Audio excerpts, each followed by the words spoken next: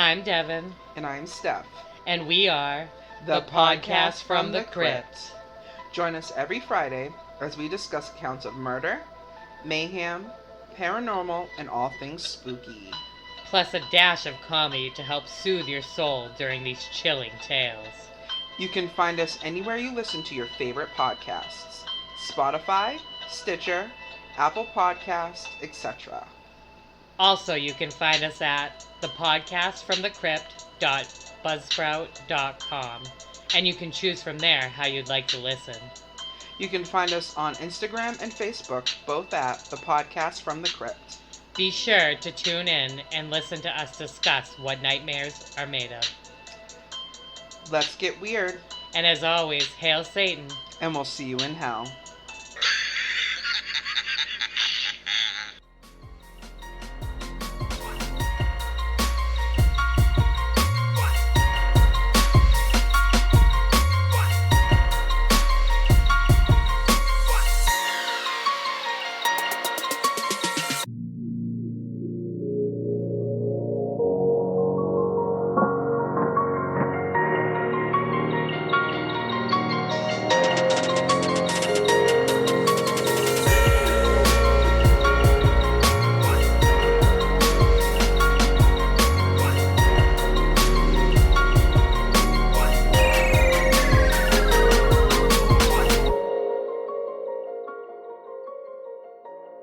Hello everyone, my name is Ashley. And I'm Bianca. Thank you for listening to Creep It Real, the podcast. Welcome back, and welcome to the family. Darla from Minnesota. Hey girl. Amanda from Iowa. Hey girl. Sarah from Wisconsin. Oi! Oh, and Mindy from Wisconsin. Oh my goodness, you guys. We're all neighbors. Are y'all trying to sandwich us in? How cool is that? Are we having a Patreon sandwich right now? We are. We're the creamy middle. Oh my god. In keeping with spooky season and whatever fascination we have with the Civil War era, today we are discussing the most compelling, to us at least, of all hauntings within the United States, an area that is notorious for the lives lost and the blood shed by soldiers on both the Confederate and Union sides of the American Civil War, Gettysburg Ghosts. Gettysburg. For this episode, we used the books The Ghosts of Gettysburg and Civil War Ghost Trails by Mark Nesbitt. And, of course, we did additional research on the internet. We'll also be doing something cool for Halloween with this episode, and our next Creepin' Up on Patreon will be a little watch along with us and some pretty compelling video footage and EVPs with spirit boxes regarding the ghosts at good old Gettysburg. So if you'd like to check that out, head on over to patreon.com/creepitrealpod. Woot woot. We will then be your family now. If you do that. Here we go. Otherwise, you're not our family. No, you're still our family. You're still our family, but just not the inner circle family. Not the family that knows whenever you're like getting divorced and stuff. We're not getting divorced though, y'all. So don't worry. Don't worry about it. Considered a perfect storm for the paranormal, Gettysburg, Pennsylvania is often believed to be one of the most haunted places in the United States, possibly the world, but that may just be American conjecture because we think we're the whole world. Not me. I'm sure as much older than us other countries are, there are more haunted places in Europe, Asia, Africa, etc., etc. Let's not have a dick swinging contest about who's more haunted. I think we can all say we're all pretty haunted. Well, we're all pretty much overlapping into some sort of dimension that creates some sort of chaos, and we have no idea what to explain it as. So we explain it as hauntings. Yes. Although the Civil War lasted from 1860 to 1865, and there were 1,030,000 casualties. That is crazy. The Battle of Gettysburg was fought between July 1st and July 3rd of 1863. Military records at this battle state that the Union suffered 3,200 killed, 14,500 wounded, and 5,400 captured or missing, while the Confederacy suffered 4,700 killed, 12,700 wounded, and 5,900 captured or missing.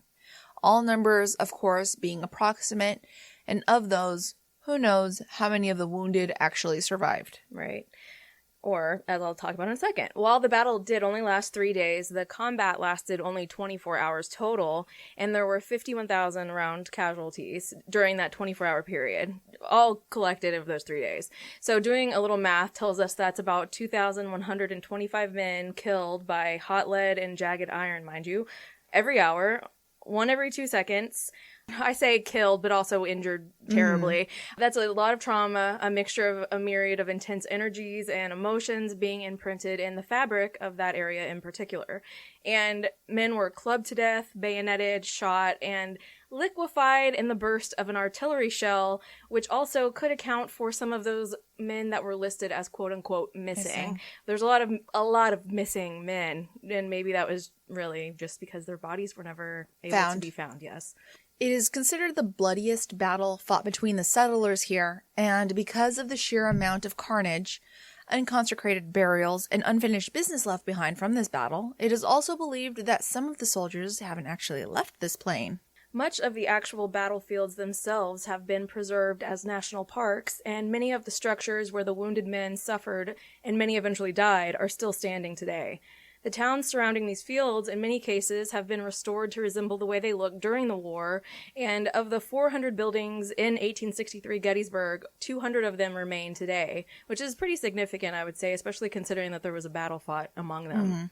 As we've discussed many times before, all the strong emotions and energies do seem to have an impact in the way that they appear to create residual hauntings, where the haunt itself isn't necessarily sentient, but is just like a movie reel that's kind of playing over and over in the fabric of time in our dimension. Which kind of reminds me of that last clip that we saw on our Patreon, where it looks like a bunch of soldiers that are just going into the woods, but playing over and over, like a movie reel. That's exactly the first thing that I thought of, too. It's very, very bizarre to see that. But those aren't the only types of hauntings at Gettysburg. There are also intelligent haunts, poltergeist activity, ghost lights, which we saw a video of, and crisis apparitions, which occur during times of emergency to help provide guidance or reassurance. And it's crazy because I haven't really ever heard of that before necessarily until recently, listening to, you know, the same podcast that I reference every episode, Jim Harold's Campfire or Spooked. There are always these stories where people are like in a terrible accident or something, and there's like somebody there that either helps calm them down or tells them everything's going to be okay or not to worry about somebody that's in the car, whatever.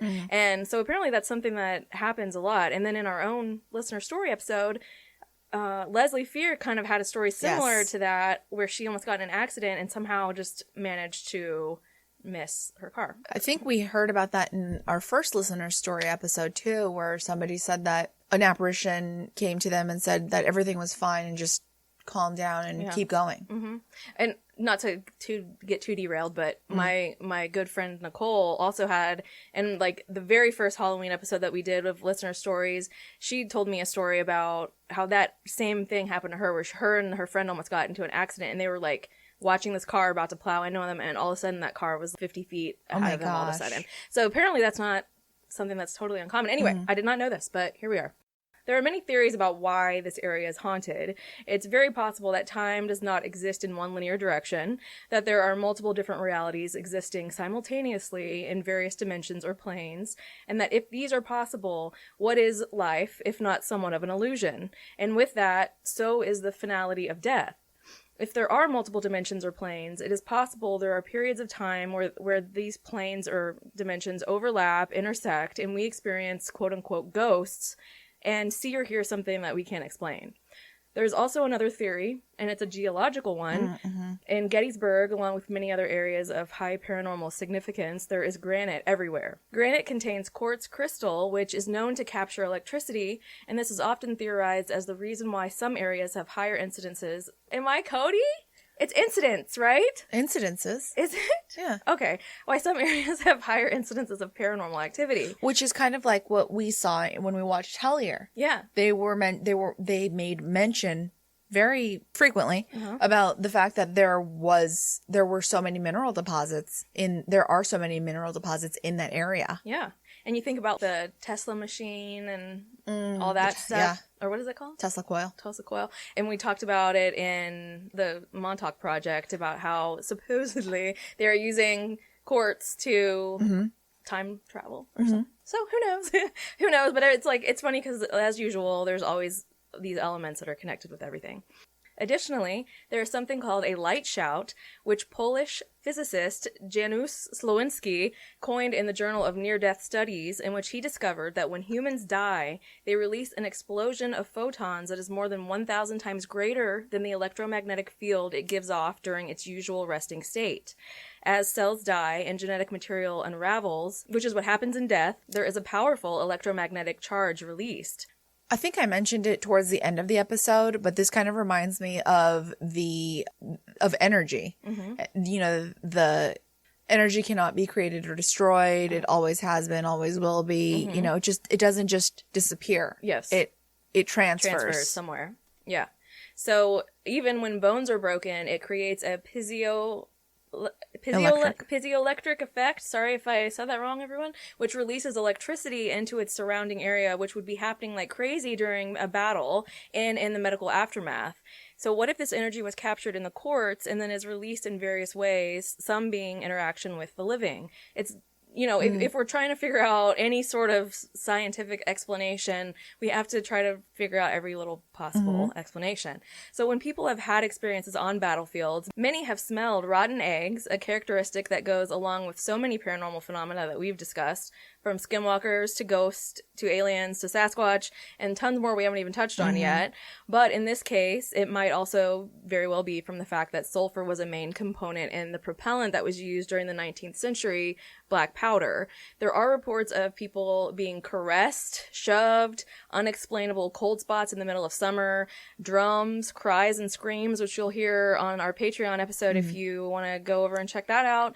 And the list goes on. So it's obviously, like we've said, it's a very there's so much paranormal activity in this area that we don't really know why it's happening. But if it was going to happen anywhere, you would think this that would be it. Traumatic place would be it. Sure.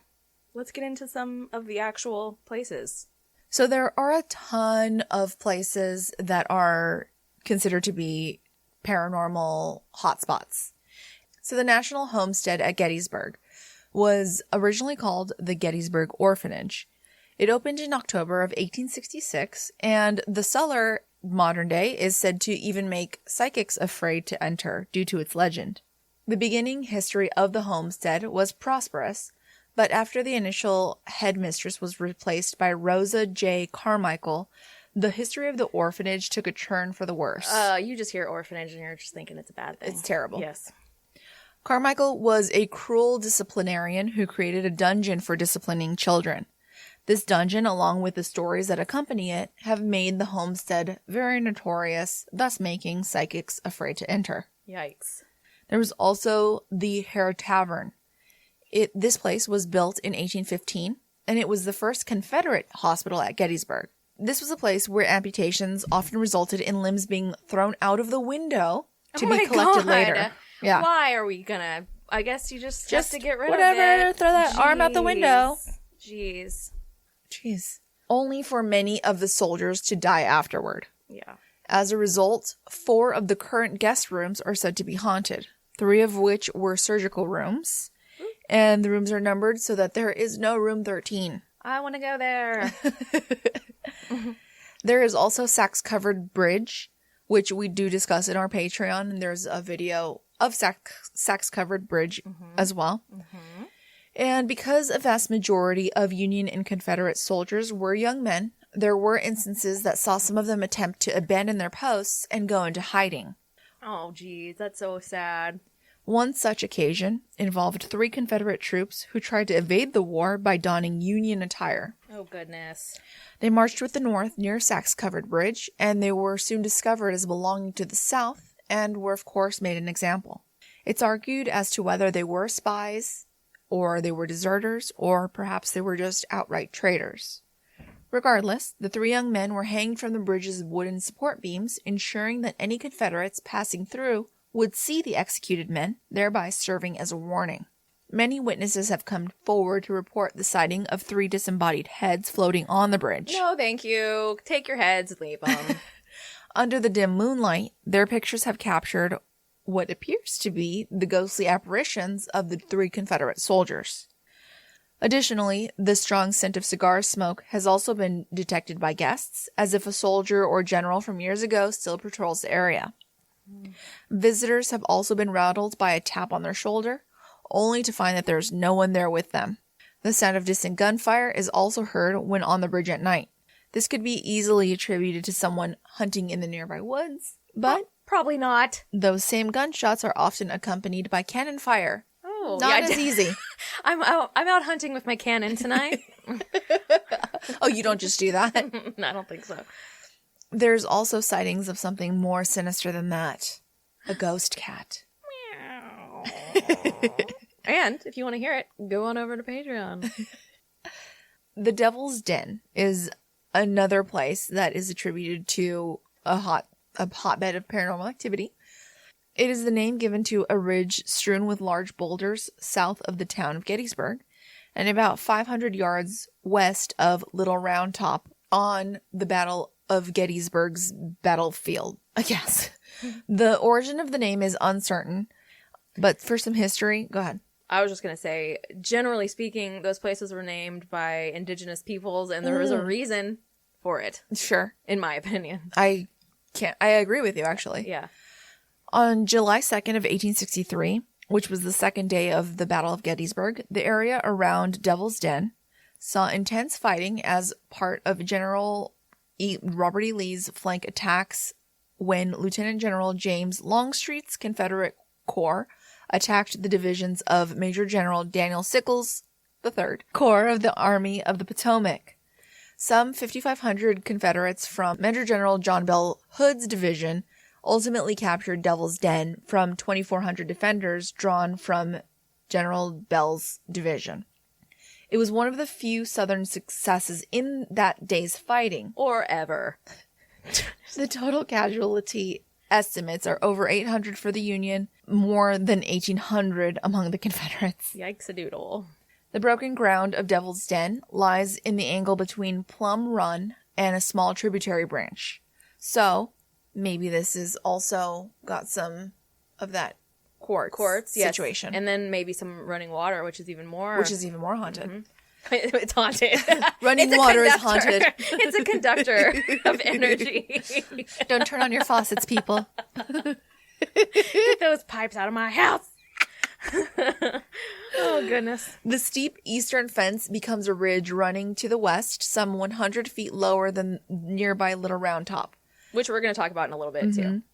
Between the two, Plum Run creates a valley where the ground is marshy in places, and many of the boulders in Devil's Den are over 20 feet high. And if you want to listen to David Paulides of the Missing 411 fame, boulders are a common factor in so many different paranormal experiences, sightings, whatever, places that are highly active, and whether that's again just because of what it's made of or if that is something altogether different that we are not even really thinking about. I know that again there are indigenous tribes that believe that boulders had some sort of like power, energy. like the conductivity or like power in some way that they would be kind of like portals, and so who knows, like I really just have no idea, but there is a high, I mean it's crazy to think how common a lot of these factors are in all of this stuff. And then it's also like, you know, why do you think this place drew this fighting to it, you know, in the first place? So yeah, I didn't even think about that doing this. Yeah. That's interesting. That's an interesting thought. Anyways, so Major General Daniel Sickles had... He was probably real sickle of this fighting. Did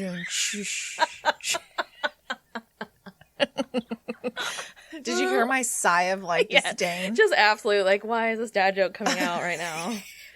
Oh, goodness. Okay. His corps occupied the low southern end of the Union position on what was called Cemetery Ridge. These are all very welcoming names. So all super like wholesome, like super cozy feeling. He moved his corps forward to occupy a wheat field in the area. And one of his brigades, which was comprised of 6 regiments and 2 companies of sharpshooters, occupied the area along Emmitsburg Road near what is known as Devil's Den. So around 4 o'clock, that general that I talked about, John Bell Hood, launched its assault on Sickles, who was Sickles of this whole situation. You're repeating it after that? Yeah, you're welcome. And himself was put out of the battle when shell fragments struck his arm, and his arm would be useless for the rest of his life, probably due to gangrene. Golly. Because you just can't really do a lot about it at the time. You're like, well, I'm out here, so. So there it is. Yep. By the end of the day, Hood's men still held Devil's Den. Devil's Den is like supposed to be the most haunted location in Gettysburg just because of the fact that they were just sniping people off. Yes. All right. There's also the Gettysburg National Cemetery. Which, I mean, let's be real. be It's real. kind of self-explanatory. It is the site of almost 4,000 Civil War graves and one of the most paranormally active sites in the entire city. After the battle, thousands of soldiers' bodies lay decomposing across the farmlands of Gettysburg. Ugh, and I'm sure we've all seen those. There's like that one photo that they put on every single thing with that guy and his like face is all bloated and his mouth is doing some weird It's so bad. thing. And they show that picture in every single Civil War thing that's ever existed. Yeah. Many soldiers had been buried where they fell on the battlefield, marked only by a wooden board.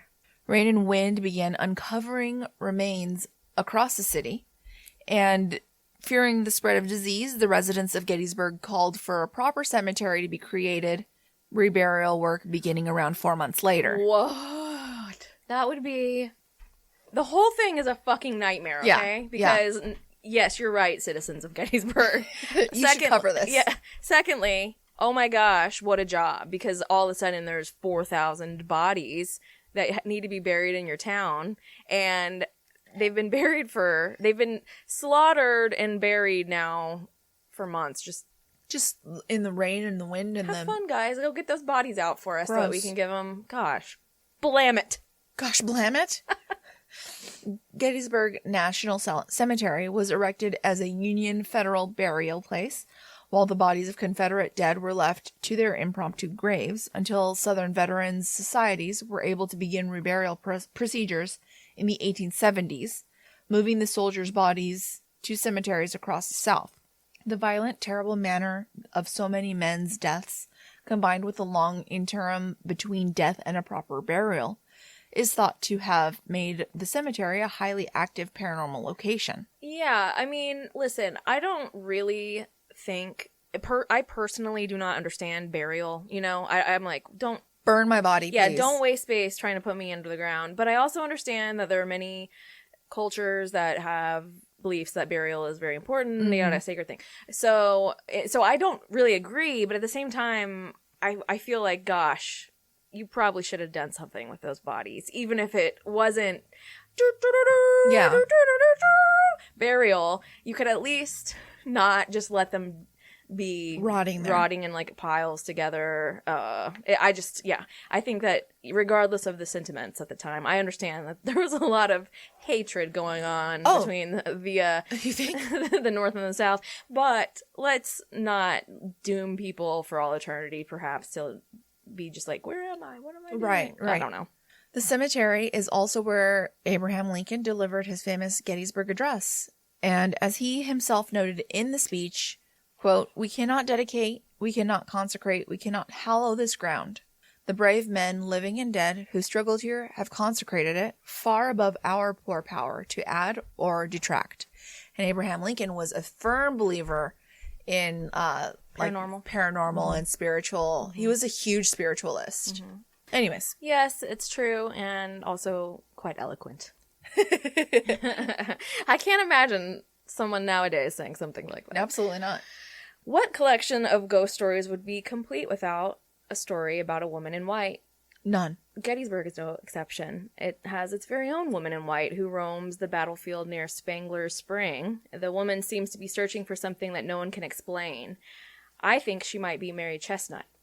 Is anyone out there a fan of Ken Burns? Ken Burns. Oh, Okay, love so Ken Burns. any Civil War documentary, well, the whole thing. You know, he has the whole... But Mary Chestnut's a writer of the time who I guess they've released journals of hers and stuff for, compilations of her journals because apparently, I didn't really know, but at the time, women's journals, that was a big to-do. That was it. Yeah. Holy shit, dude. Yeah. We'd be made right now. I I would be know. a fucking great writer. It would be the most...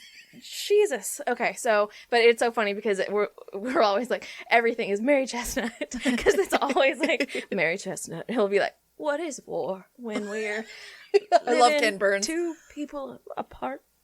I love Ken Burns, dude. Mary Chestnut. He's beautiful. Yeah. Well, yes. Okay. Not a beautiful man, but his documentaries are gorgeous. Yes, I love watching Ken Burns. But his hair never fails to make me laugh. I don't know.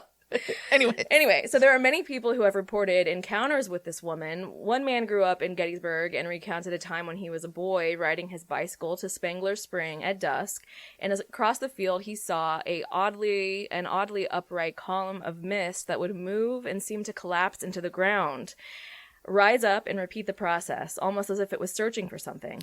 He watched for several minutes as this quote-unquote mist moved in ways that he'd never seen mist move before or since. And, it's funny, again, that reminds me a little bit of that other video that I swear we're not trying so hard to just talk about Patreon constantly, but that really does remind me of one of the videos that you got. Where they're running across. With the 2 cannons. Yeah. And there's this... Yes, 100%. This misty figure moving in ways that I have never seen mist move. So it was, yes, that's exactly what we just watched. Anyway, in another story, 2 nurses went out onto the battlefield one Halloween night in search of ghosts. Halloween. Not expecting anything to happen. I'm sure that's why you went out on Halloween. Sure. They thought it was more of like fun and games. Yeah. The women said that they watched as the apparition of a young woman grew from a small ball of light at the base of a tree. Oh my which gosh. just happened on that video. Yes. And one of the women was so moved by this scene that she began to cry. She said the woman was so beautiful and gave off such an overwhelming sadness. Aww. The other woman was so terrified that she started the car That would be from me. the passenger seat, That'd be me. helping the driver who was having trouble seeing through the tears. That would be me. That would be you. That would be me. That would be you. And you would be steering my wheel. I would just be, oh, God. Okay. So we need to go. But yes, I mean, that's, so those alone, it's so crazy because I wasn't even thinking about that whenever I watched those videos. And then as I'm reading this now, I'm like, oh my gosh, we just saw that. Right? So the Daniel Lady Farm served as Major General Edward Johnson's staging area for the Confederate attack on Culp's Hill. What were they doing back there? Just like getting their makeup ready, making sure that their they were doing costumes staging. were up to par for the audience that was about to witness this. Yeah. Mm-hmm. So it was used as a Confederate field hospital during the battle. Oh, dear. And many of the casualties from Benner's Hill and later Culp's Hill were moved to Daniel Lady Farm, where the house and barn had been converted to a field hospital. Officers were treated in the farmhouse and the enlisted men in the barn because you need to still keep that air of like, well, I'm an officer and you're enlisted. You're getting treated in a farmhouse, so let's not be too. We're all dying. Yeah, let's not be too hoity-toity about your place here. After 3 days of battle, the 2 forces faced off for a day with no significant action. 1 day later, Confederate forces retreated, and the most seriously wounded remained at Daniel Lady Farm at houses and barns across the battlefield. That's an interesting name, by the way. Daniel Lady Farm? Uh-huh. Yeah. Later to be moved to the nearby Union Field Hospital, Camp Letterman, just north of the farm. The house and the barn actually survived the battle, and the furniture in the house was used to comfort some, but was also used to cook fires and for hospital use. Goodness. Doors were used as stretchers and for operating tables.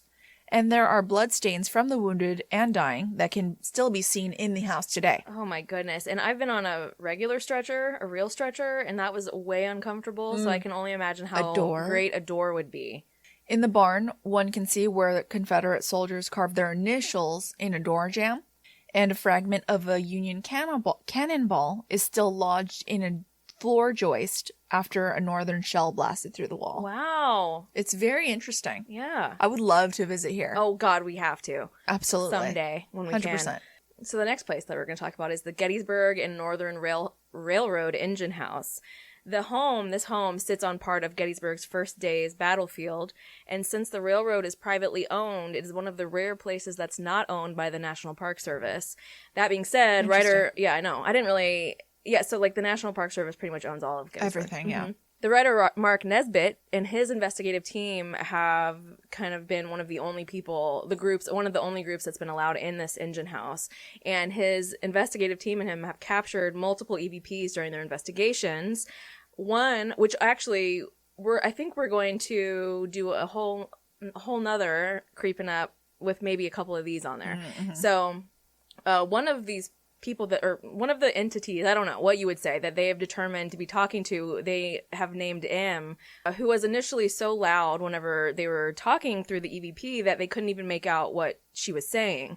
So Mark Nesbitt asked if she could talk a little more quietly, and when they went later to play back the tape in front of a few very skeptical railroad executives, they all heard a female voice whisper, "I'll be quiet." Ew. I know. Ew, I got chills. I know.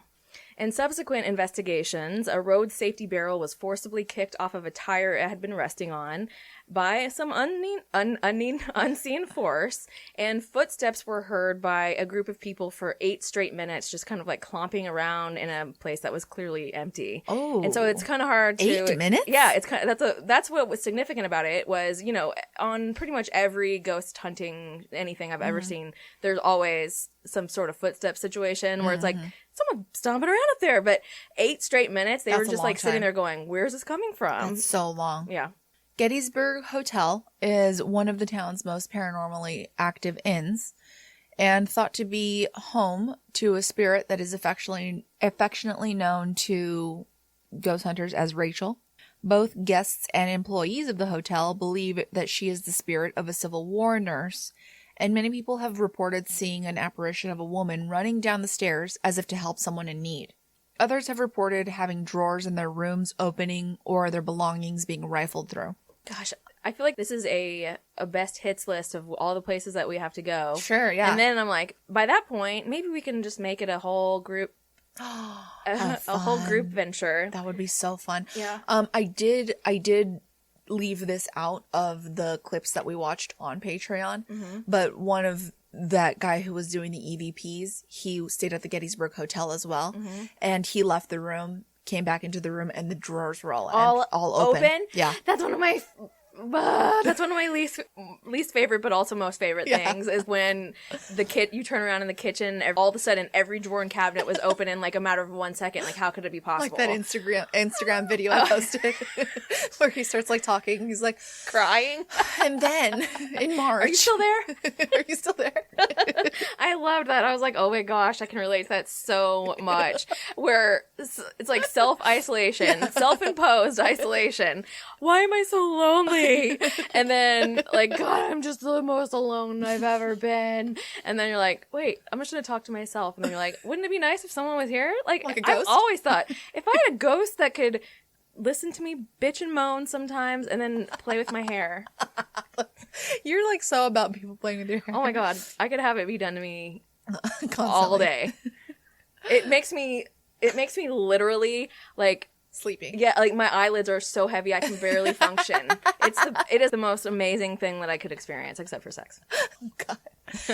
Little Round Top is very well known as well. It's rumored that the spirit of George Washington appeared before Union soldiers twice. Oh. Once to lead them into the right direction before the fighting started. And another time to talk about all the slaves. And a second time in the heat of battle to spur them onwards. Okay. The division commander testified to the president's ghostly appearance, saying, "We know not what mystic power may be possessed by those who are now bivouacking with the dead." Whoa. Bivoking? Bivoking? I don't know. Somebody tell us what this word would be. I only know the effect, but I dare not explain or deny the cause. Who shall say that Washington was not among the number of those who aided the country that he founded? Wow, so multiple, like, high-ranking military guys were like, we saw this happen. Yes. Wow. And he's like, don't speak out against it, because it might be the case. Wow. Yeah. Little Round Top was also known as the Valley of Death and the Slaughter Pen Oh, let's go there. because of how many men lay decomposing where they fell for months after the battle had ended. That is absolutely horrific. Little Round Top is thought to be one of the more paranormally active areas of the battlefield because of the intensity of the fighting that occurred there and the sheer number of men who fell in the heat of battle. Speaking of all those men, there is a phantom battalion at Little Round Top that has been seen by numerous people. An older park ranger at Gettysburg told Mark Nesbitt of something that happened to him back in the 60s before Civil War LARPing had really exploded. There was not the reenactment situation going on as there is today. The ranger was taking a group of visiting dignitaries around the battlefield, and they stopped at the summit of Little Round Top to observe the view. And he explained the fighting that had taken place there. Suddenly, a unit of soldiers marched out of the woods below and began maneuvering around, eventually retreating back into the woods, which is also something that we kind of just saw. The dignitaries were impressed that the National Park Service put on such a demonstration for them, demanding to see the supervisor responsible so that they could thank him for the battle reenactment that they had just seen. I'm sure it comes as no surprise to you that the Rangers were baffled completely, as there was no such program scheduled, and at that time, in the 60s, there weren't enough reenactors in the entire country to put on such a show. Nevertheless, they told the dignitaries that they were glad they enjoyed the tour and sent them on their way. But, I mean, I'm telling you, that is the video that we watched where they were going into the woods, and then this one that I'll show where they're fighting. I think they're fighting. It's like they're marching around or something is exactly what they're doing. Sure. But it's just so crazy, but it also makes a lot of sense if that was happening so often, like over and over and over, while these poor men were obviously, it's not like everyone was just gung-ho, like, let's just go out and kill. Like, people were fucking scared. Yeah. It was awful, just awful. I mean, I told you on the Patreon, there was the clip that just, it's heartbreaking but terrifying of a guy going, I mean, it is clear as day. Well, the one that we saw where he was screaming, run. Yeah, that was terrible because that's so sad to think that, like, the emotion that was coming out of that run. But then the colonel, are you scared? And he was like so scared sounding. And I was like, that's probably like an 18-year-old, like 16-year-old guy. Yeah. Oh, terrible. Anyway. Another story comes from a woman, her son, and their dog that were out on an early morning battlefield excursion. The family had just turned on to Wheatfield Road when they saw a large unit of Union soldiers marching across the misty field. The woman stopped her car to watch, but her dog was growling and something just didn't feel quite right. After watching these soldiers march for several minutes, what they thought was in a really impressive reenactment, with all the men in perfect alignment, they were marching, wheeling about. All of a sudden, they just completely disappeared. And they were like, what the fuck? But they said, the dog was growling, and that made her kind of her hair stand on end. Of course. And that is also kind of another... sure, there were two people that saw this, but now you have another factor of, like, a dog who can't be influenced in any way, and he's obviously... I mean, not to say that the dog couldn't be growling at something unrelated, but he was growling at those people. I wonder what it would be about that. Maybe just like it has to be just the energy, I guess, that they're giving off. I mean, you hear that cats can see like ghosts and dogs can see like ghosts. But do they think, he's probably not thinking they're ghosts. Like, he's not thinking, I can't see him as clear as I can my master. Right. Or whatever. I don't know. It just seems like, I wonder what it is that made growl. Yeah. So another haunted place in Gettysburg is called the Jenny Wade House. And for those unfamiliar with Jenny Wade, she was the one civilian casualty during the Battle of Gettysburg. Oh. She was a 20-year-old seamstress living in the town in Gettysburg around the time of the battle. Her sister had given birth just a few days before the fighting broke out, and Jenny came to stay at her sister's house, both because it was considered to be on the safer end of town, away from the fighting, and to help take care of the newborn baby. What a time. Historical records tell us that on the morning of July 2nd of 1863, Jenny was downstairs making bread for the family when a stray Confederate bullet came through two separate doors and hit her in the back, piercing her heart and killing her. Gah.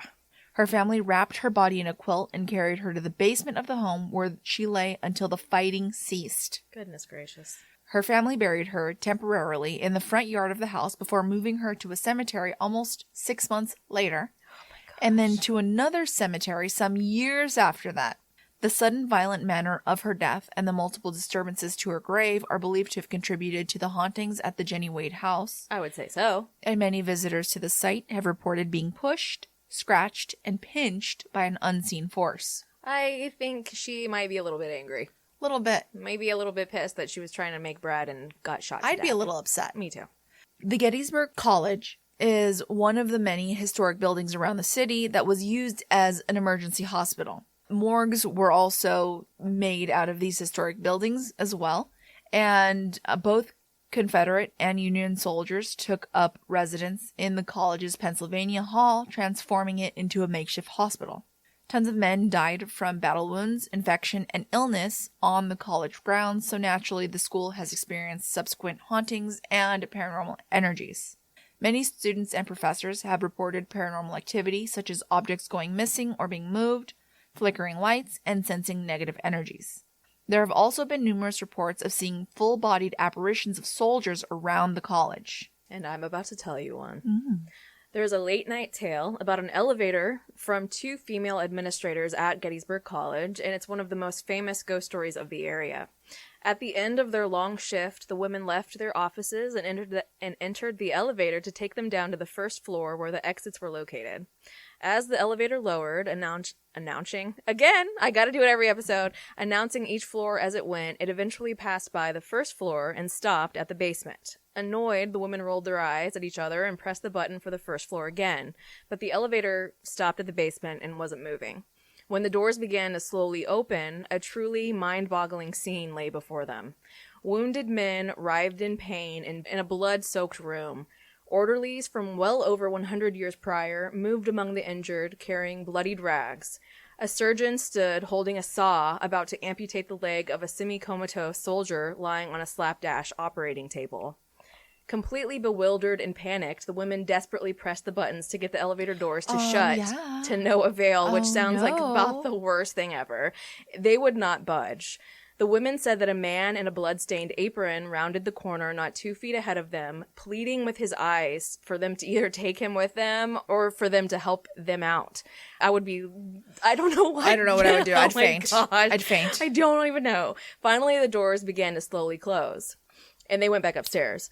The security guard on duty said that the women seemed totally sincere in their report to him and were quite literally scared to death.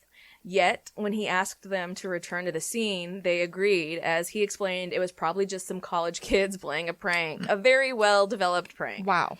They were down in the basement not 2 minutes later, and the basement was pristine and clean, and a white cinder block wall was only a few feet ahead of them. The room looked 100% different than it had only a few minutes earlier. Crazy. Can you even, I can't even imagine. No, absolutely not. The women were completely perplexed. In paranormal theory, this is an experience that is called a warp, or a tear in the fabric of time. Skeptics would say that they were just exhausted and sharing a dream or hallucination, but it happened again to someone else. I don't know. Sharing a dream or hallucination? Get out. Yeah, Get out. You would have to Bye. be really reaching. That's like a very hard to do thing.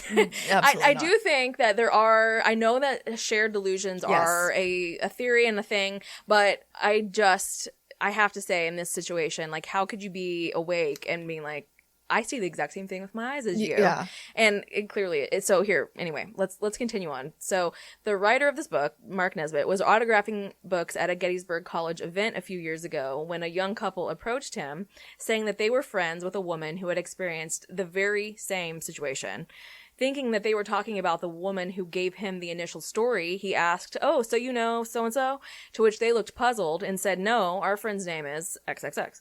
They insisted that the woman was totally reliable and upstanding and was working for an accounting firm in Pennsylvania at the time of her experience, who was auditing the administration building for Gettysburg College. Someone asked her to go to the cars that were parked outside and floor 1 to retrieve some papers, and she got in the elevator, only instead of stopping at the first floor like it should have done again, it went down to the basement. Once stopped, the doors opened up to a scene that she could never have prepared for. Men were being sliced up like pieces of meat by a bloody surgeon, men in blood-soaked clothes, huddled in dank corners, shivering and in shock from blood loss.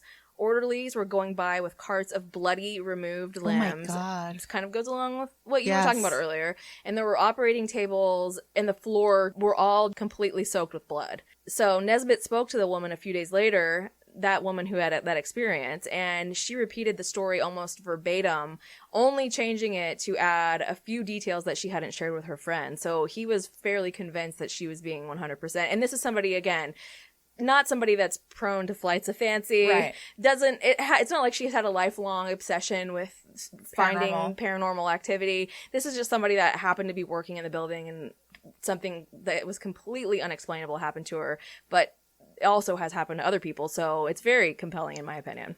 So not only spirits of soldiers are supposed to wander Gettysburg College, the campus. The campus is also home to a spirit known as the Blue Boy, who is known to be an orphan who froze to death one winter's night while seeking shelter at the college. Many students have reported seeing the face of the Blue Boy in the windows of one of the college's dorms on cold winter nights. No, thank you. So this happens at Stevens Hall on the college campus, and they say that his face alone peers into particularly women's windows that are on the third floor. Huh. So kind of strange. Obviously, nobody is climbing up and just hanging out on the third floor looking in your window. Unless you're my grandma back in, the early 90s when she was on too many different pills and was telling me that someone climbed in onto her third floor, quote unquote, balcony. That was just one of those little gate, it's like a faux balcony. I was like, Grandma, no man is in a cat burglar costume on the third floor of your townhouse. We found out later she was just taking a cross of pills that doctors didn't know that she was on. They weren't cohorting with each other to figure out what she was taking. Anyway, dirty family secrets being aired out on public forum.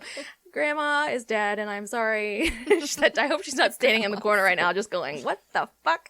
Okay.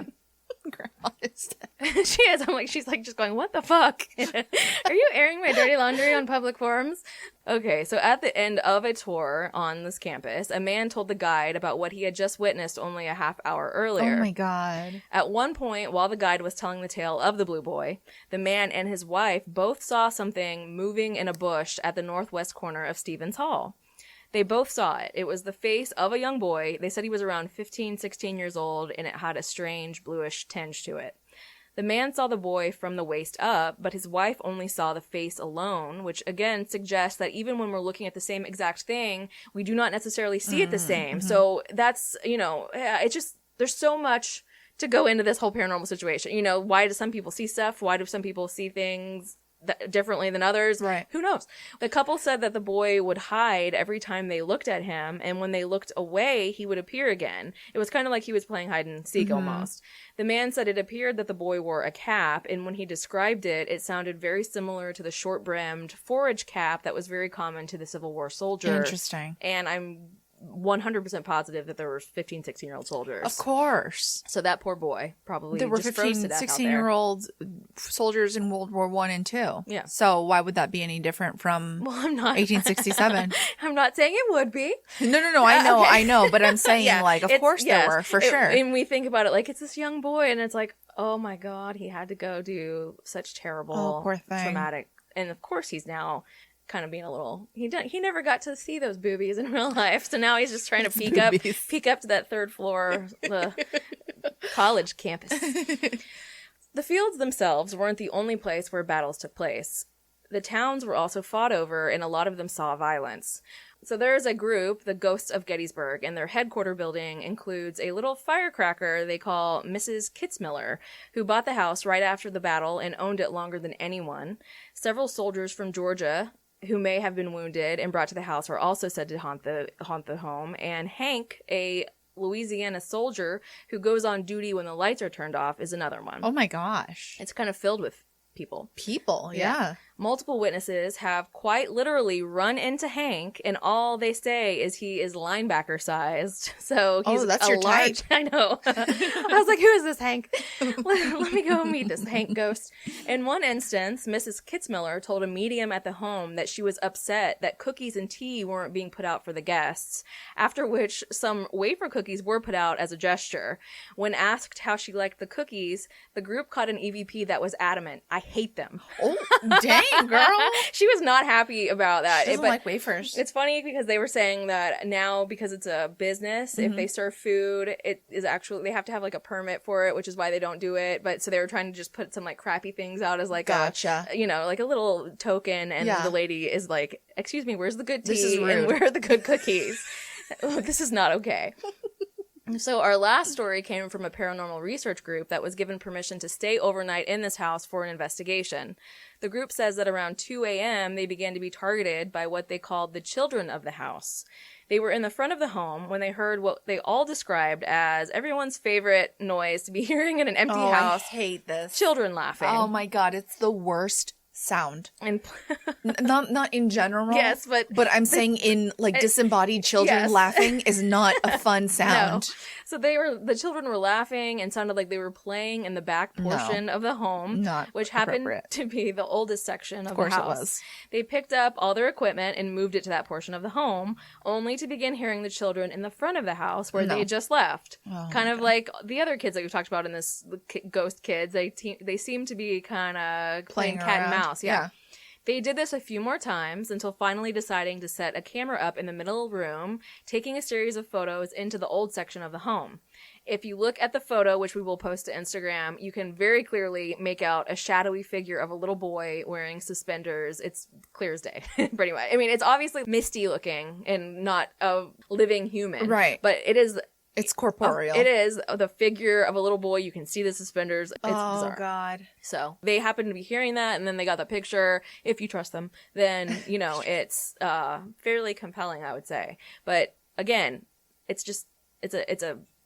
could probably do like 7 more episodes just about Gettysburg alone. We're not even talking about the other areas of the Civil War, right? Which we will do. Which we will. I feel like we should. Like that's such an interesting part of history, of American history at least. For sure. The Civil War is so interesting. Like you could watch the whole Ken Burns documentary series and be like, oh, this is interesting. Like I watched it and like I always thought the Civil War was so boring. Oh my. But now like I'm like, this is so interesting. I cannot believe all of the battles that took place and all of the people that were killed and injured and oh my gosh, missing, blown to bits. But yeah, the Ken Burns, I think I've watched that a couple times even. Mm-hmm. It's great. So I am a firm believer in the energy of places being imprinted on this earth. Like I said earlier, it's the law of conservation of energy. It states that energy can be neither created nor destroyed, only converted from one form of energy to another. So my opinion is that these entities, or at least remnants of these entities, remain on this earth. I wonder, well, I guess it just depends, because I think the residual ones, I don't know that that's like a former person, you know what I mean? Sure. But I do think if they're interactive, it's hard to explain what that could be. But again, I think it all comes down to multi-dimensional theory. Sure. I mean, there's just no way that we're the only dimension around. So, No. And to me, that's the best explanation for any haunting. It's hard for me to wrap my brain around. Okay, but again, you never know, because people do have their grandma come and say stuff to them, you know, but it's hard to say that who knows? There's so many different aspects, obviously. I just have no idea.